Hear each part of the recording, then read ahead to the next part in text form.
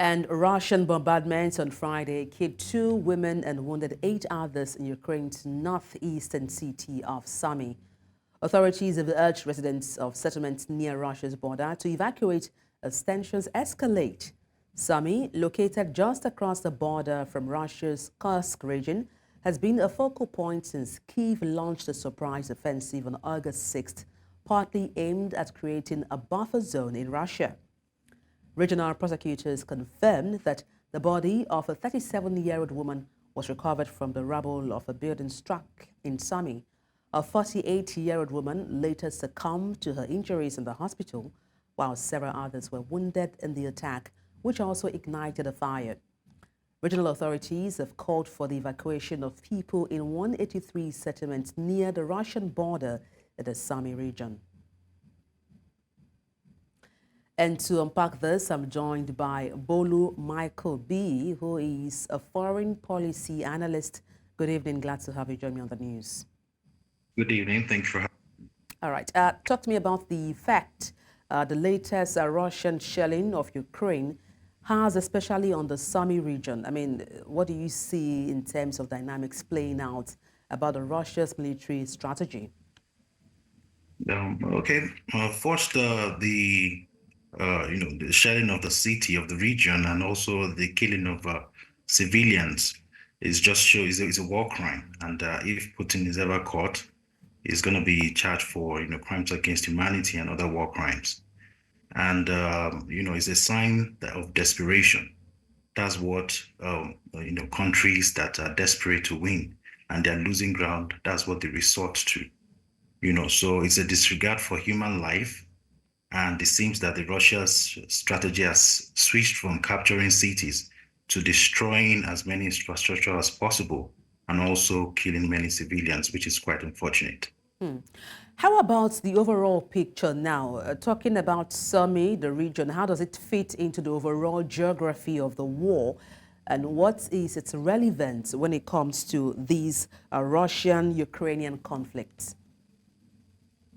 Okay, you said the region of Sumy is in the northeastern part of Ukraine, and that proximity to Russia makes it a vulnerable region, and it's very important to Russia to capture that region because it's critical for the supply of weaponry to the Russian army, it could also be a diversionary tactic, which is used mostly by countries that are beginning to lose ground in war.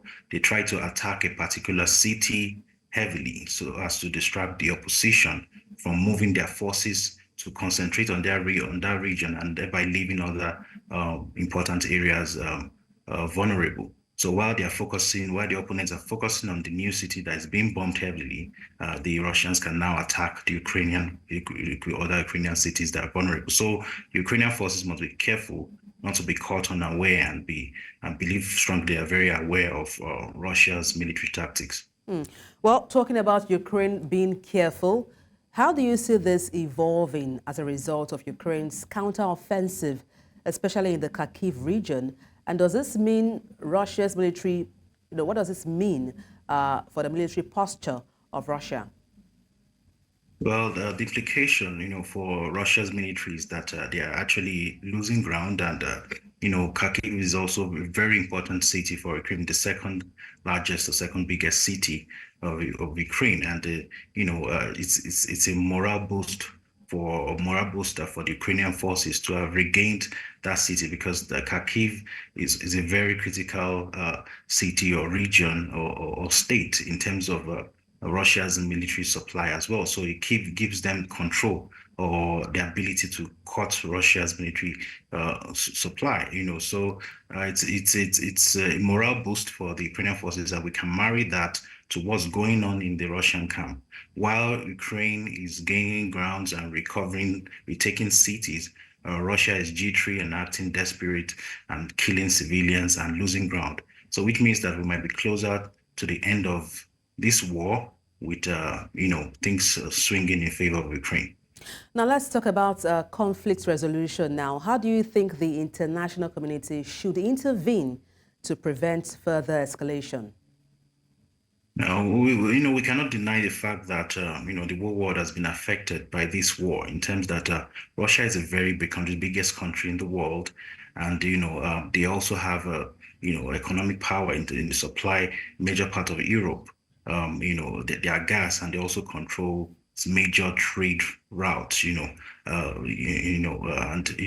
now that ships have to take like longer route and all that, they want to incur their cost in terms of goods and services. And we've seen the price of food rise all over the world. And we've also, in terms of international response, we've seen economic sanctions on Russia. We've seen humanitarian aid to Ukraine and military assistance to Ukraine as well, especially from the United States and the other Western allies. So even though this might sound positive to supporters of Ukraine, I think it's important to still try and explore diplomatic measures. All right, thank you so much for your insight on the news. Bolu Michael-Biyi, foreign policy analyst, many thanks once again. Thank you for having me.